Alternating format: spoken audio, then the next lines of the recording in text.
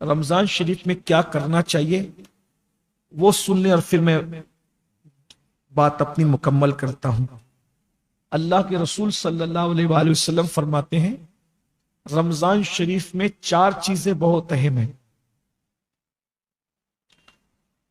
4 چیزیں بہت اہم۔ نمبر 1، کلمہ طیبہ کا ورد کر، لا الہ الا اللہ محمد الرسول اللہ صلی اللہ علیہ وآلہ وسلم، کلمہ شریف کثرت سے۔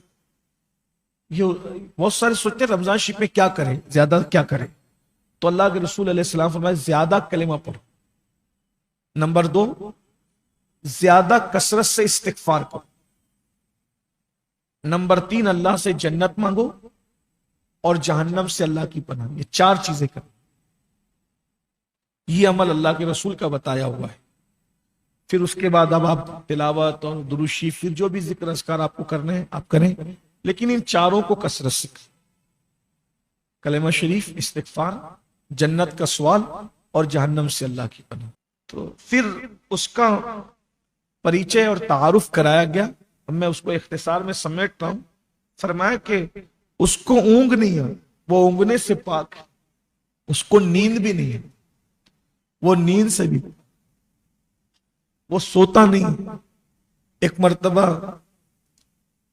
امام جعفر صادق بادشاہ سے کسی نے پوچھا کہ اللہ سوتا کیوں؟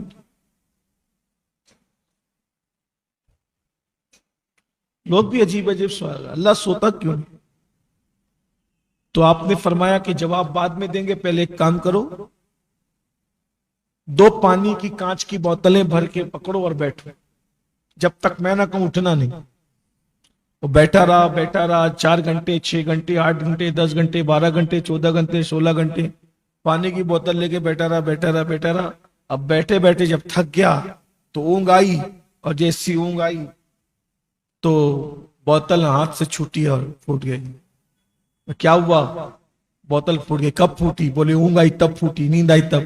تو کہا ظالم، تو سوتے میں 2 بوتلوں کو نہیں سنبھال سکتا ہے؟ کائنات کا چلانے والا اگر سو جائے گا، یہ کائنات کا نظام کیسے چلے؟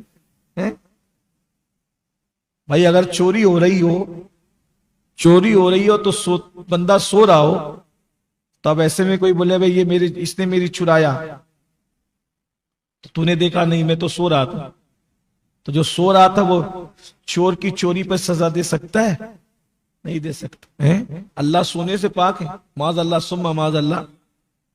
بفرض محال اگر اللہ سوتا تو مجرم کہتا کہ اللہ تو سو رہا تھا، تو میں نے زنا کیا، تو پھر اس کی سزا کیسے؟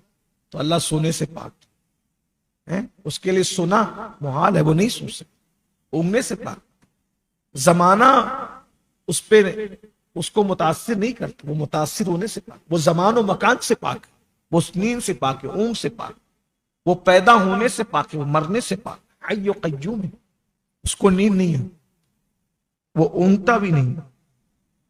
پھر یہ کہ جو کچھ آسمانوں اور زمینوں میں سب اسی کا ہے، اور اس کے یہاں کسی کی سفارش کام نہیں دیتی، مگر یہ کہ وہ جس کو اجازت تھی۔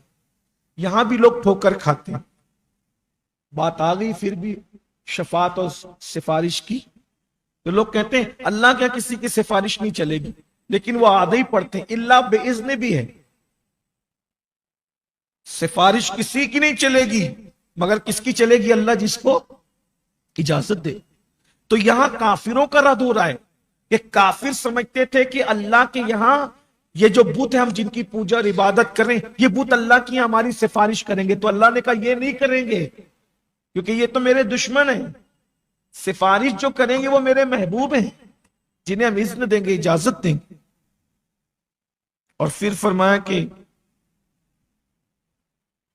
اللہ سب کچھ جانتا ہے، جو آگے ہے پیچھے ہیں سب جانتا ہے، وہ سب پہ محیط ہے، اس کا علم ہے، اور یہ ساری چیزیں اس کی کرسی میں سمائی ہوئی ہیں۔ اس میں کرسی کا لفظ آیا، اسی لیے اس آیت کو آیت الکرسی کہتے ہیں۔ حدیث پاک میں آتا ہے کہ جو اللہ کی کرسی ہے، اب وہ کرسی کا لفظ سن کے اپنی کرسیوں کو مت دیکھنا، ان کرسیوں کی کوئی، کیونکہ نہ ان کرسیوں کی شکل اس کرسی جیسی ہے، ہمارے تصور میں نہیں آ سکتی، اس کی کوئی شکل و صورت ہمارے تصور میں نہیں ہے۔ کرسی سے لوگوں نے الگ الگ مراد لے، کسی نے کہا کرسی سے مراد اللہ کا علم ہے، مگر اللہ کے رسول علیہ السلام کی ایک حدیث ہے کہ زمین اور آسمان سب اللہ کی کرسی کے سامنے بالکل ایسے ہی ہیں جیسے ایک بہت بڑے میدان میں انگوٹھی کا چھلا۔